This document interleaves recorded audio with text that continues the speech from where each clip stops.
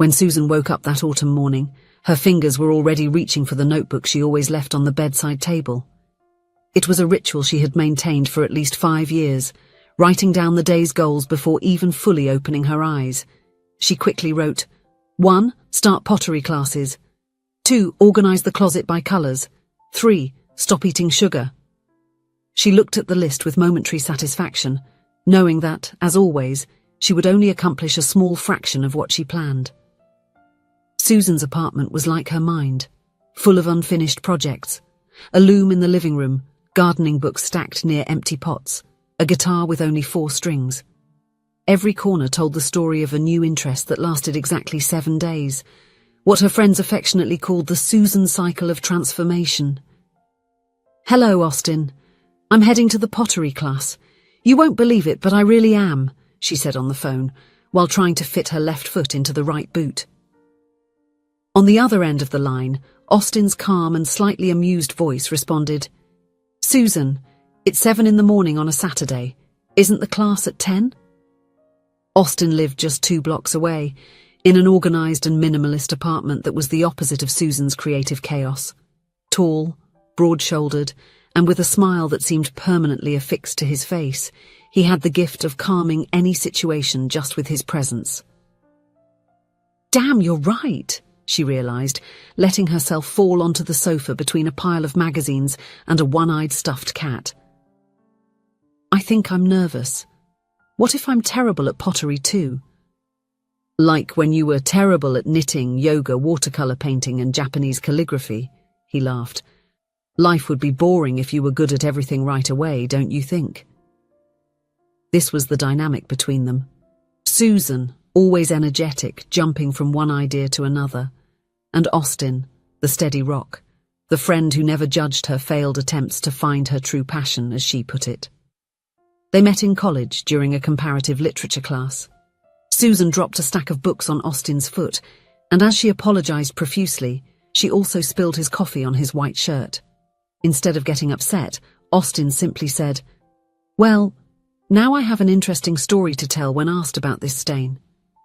It was the beginning of a friendship that lasted the next 8 years. That afternoon, after Susan returned from a pottery class with clay-stained hands and a crooked vase that looked more like a melted pear, they met at the neighborhood cafe. It had been their meeting spot for years, a cozy place with worn-out sofas and a barista who already knew their orders by heart. So, how was it? Austin asked, while pushing a cup of hot chocolate with marshmallows towards her. Susan sighed dramatically. I destroyed any hope that the pottery had of being saved by me. The teacher said my vase had personality. Austin laughed, his brown eyes shining with that comfortable familiarity. Personality is good. The world already has too many artists who create perfect yet soulless things. That's what you say about all my failed attempts, she replied, but smiled nonetheless. How was your day? Any brilliant advice for your clients today? Austin worked as a career counselor at a technology company, helping employees find their professional paths. It was ironic that he, who always hesitated in making major decisions in his own life, was so good at guiding others. Oh, the usual. I told a guy to follow his dreams and not be afraid to take risks, while I myself have been at the same company for 5 years because I'm afraid of change, he shrugged, with that self-deprecating smile that Susan knew so well. She reached out to grab one of the pastries they were sharing, and their fingers briefly touched. It was a moment like so many others between them, but for some reason this time, Susan felt something different, like a slight tingling that travelled up her arm. She quickly pulled her hand back, confused by her own reaction. Are you okay? Austin asked, always attentive. Yes, of course. I was just thinking, isn't it funny how everyone always thinks we're a couple? The words came out before she could stop them. Austin laughed, but there was something different in his eyes. A slight hesitation, perhaps? People always look for romance where there is only friendship, he replied, taking a sip of his black coffee. I think it's hard for them to believe that a man and a woman can be just friends. Exactly, Susan agreed, perhaps too quickly. It's ridiculous, isn't it? They both laughed, but the sound seemed slightly forced, as if they were playing roles in a play that suddenly seemed less convincing. The weeks passed, and Susan's pottery class was replaced by an analog photography course, which lasted exactly 7 days before she decided that her true calling was in vegan cooking. On a Sunday afternoon, while she was trying to prepare a nut cheese that seemed more like glue than food, Austin showed up at her door with tickets to a jazz festival at the city park. "You're saving me from this culinary disaster," she confessed while washing her sticky hands. The park was filled with people spread out on blankets over the grass, some dancing to the smooth jazz flowing from the small stage set up near the lake. The sky had that orangish hue of late afternoon, and the breeze carried with it the scent of flowers still holding on against the advancing autumn. They found a spot under a large tree with golden leaves, and Austin spread out a blanket he had brought in his backpack. They sat side by side, sharing a bottle of wine and watching the people around them. An elderly couple caught their attention. They danced slowly, as if the world around them didn't exist, moving in perfect harmony. "Look at how they look at each other," Susan commented, feeling a strange melancholy, "as if they know exactly where they are even when they are lost." Austin was silent for a moment, his eyes fixed on the couple. Then, without looking away, he said in a low voice, "Have you ever stopped to think that I would choose you in any version of my life?" Susan's heart seemed to stop for a moment. She turned to face him, expecting to see the playful smile that always accompanied his jokes. But Austin's face was serious, almost vulnerable. Not knowing how to react, she did what she always did when she felt insecure. She laughed. "Of course, because who else would put up with your bad jokes?" Austin smiled faintly and looked away, returning to watch the couple dancing. Yes, who else? The rest of the afternoon passed in a kind of limbo. They talked about trivial matters, laughed at the same things as always, but there was something suspended in the air between them, like an unasked question. 3 days later, Susan's phone rang at 2 a.m. It was Austin's mother, Elizabeth, with a trembling voice. "Susan, dear, it's Austin. He slipped in the bathroom and hit his head. We are at the hospital." Susan's world seemed to slow down as she ran through the white, antiseptic corridors of the hospital. She found Elizabeth in the waiting room, who hugged her tightly. "He's okay," the woman assured. "It's a mild concussion, but the doctor said there might be some temporary confusion, especially with recent memories." When she was finally able to see him, Austin was lying in the hospital bed with a bandage on his forehead, looking smaller and more vulnerable than she had ever seen him. "Hey, Klutz," he joked when he saw her, his voice a little hoarse. "It seems like I've caught your accident-prone habit." Susan tried to smile, but her eyes filled with tears. "You really gave me a scare. It was just a silly slip. Apparently bare feet on a wet floor aren't a good combination."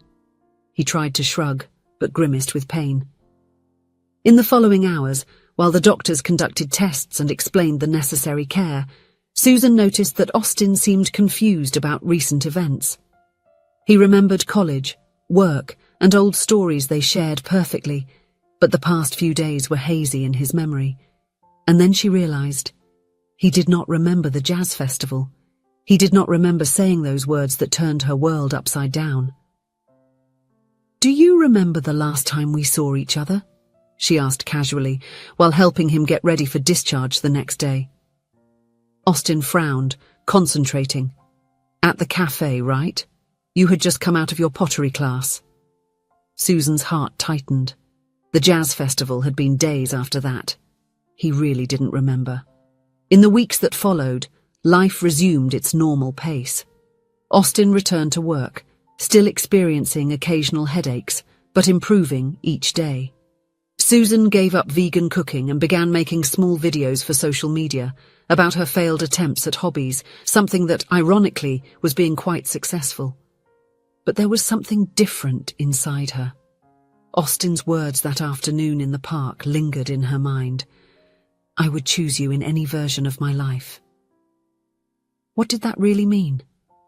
And why, after so many years not realizing it, could she now not help but notice how her heart raced whenever he entered the room?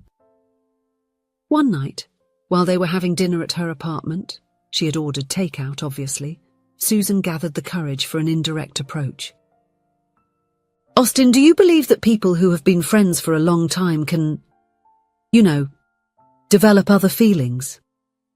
He paused with the chopsticks halfway to his mouth, looking at her with curiosity. Is this about that series you are watching? No, I'm talking, hypothetically, in real life. Austin set the chopsticks aside, thoughtful. I think so. Sometimes the people closest to us are the ones we can't see clearly precisely because they're so close. And you... She hesitated, her heart pounding so hard she was sure he could hear it. Have you ever felt that? For someone close? There was a brief moment when time seemed to suspend. Austin looked at her with an intensity she rarely saw in him. Maybe I have, he finally replied with a gentle voice. But what about you?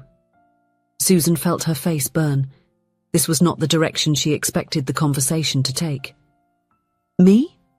Well, It's complicated. Complicated how? How to forget something important someone told you, she murmured, more to herself than to him. Austin tilted his head, confused. Did I forget something important? And there she was, standing at a crossroads. She could tell him the truth, that he had practically confessed his feelings and then forgotten everything because of a silly accident, or she could leave the past behind and move on, perhaps allowing the feelings to develop naturally once more. But Susan wouldn't be Susan if she chose the simplest path. I've got an idea, she said, standing up suddenly. Let's revisit all the places we've been to in the last few weeks. Maybe it'll help your memory. Austin laughed, a little confused by the abrupt change. Okay. Why not? It's not like I have better plans. In the following days, Susan took him back to the cafe where they regularly met, to the pottery shop where he had taken classes, and finally, to the park where the jazz festival had taken place. There was no music now, just the sound of the dry leaves under their feet as they walked to the same spot where they had sat that day. Does anything seem familiar? She asked hopefully, watching his face. Austin looked around, taking a deep breath of the fresh park air. The whole park seems familiar, but I can't remember us coming here recently, he admitted, looking genuinely frustrated with himself. Susan felt a pang of disappointment. Maybe it was better to give up. Maybe those words had been just a fleeting moment, a temporary emotion that wasn't meant to last. They sat on a nearby bench watching the sunset paint the sky in shades of pink and orange. A comfortable silence settled between them, as it had so many times before. You know what's funny? Austin said suddenly. I don't remember coming here with you recently, but I have this feeling like there's something important I should say to you. Susan's heart skipped a beat. As what? He smiled, that smile that always made her feel like everything would be okay. I don't know exactly. But since the accident, I've been thinking a lot. About us. About how you are the first person I want to call when something good happens, or when I need comfort. About how, even after all these years, I never tire of your company. He paused, looking at his own hands. Maybe I'm being silly, but I think I've fallen in love with you. Again. Again, Susan repeated, her heart now beating so fast she could barely breathe. Austin seemed surprised by his own choice of words. I don't know why I said that. Again. It's strange, isn't it? As if I had realized it before and then forgotten. Tears began to form in Susan's eyes. Not from sadness, but from an overwhelming joy mixed with a sense of relief so profound it seemed to drain all the accumulated tension from her body. Isn't it strange? She said softly. You said something to me, right here in this park, before your accident. You said you would choose me in any version of your life. Austin's eyes widened with the surprise of recognition. Did I say that? He asked, looking amazed. It sounds exactly how I feel. And then you slipped in the bathroom and forgot everything, she continued, laughing through her tears. Which is pretty typical of us, don't you think? We had our perfect romantic movie moment, and you immediately hit your head and lost your memory. Austin started to laugh too, that deep, genuine laugh that always made Susan feel at home. Wait, so you're saying that? You feel the same? He asked, a rare vulnerability in his usually confident voice. In response, Susan did something she had imagined thousands of times over the past few days. She leaned in and kissed him, softly at first, and then with all the certainty of someone who has finally found the right place after years of searching. When they parted, both were smiling like two children who had just discovered the greatest secret of the universe. I think we should rewrite that list of pros and cons we made in college about dating friends, Austin suggested, intertwining his fingers with hers. I'll make a new list tomorrow, Susan promised. And this time, I can guarantee it's a project I won't abandon after a week. As they walked hand in hand out of the park, Susan thought about all the coincidences and little moments that had brought them there. How true love didn't depend on perfect memories or grand moments. It simply found its way, like water naturally flowing to where it always belonged. And for the first time in years, she didn't feel the need to search for something new. What she wanted most was right there, by her side, where it had always been. If you enjoyed the story, please leave a comment with a rating from 1 to 5 to show how much you liked it. Also, watch the video that is now appearing on your screen. See you soon.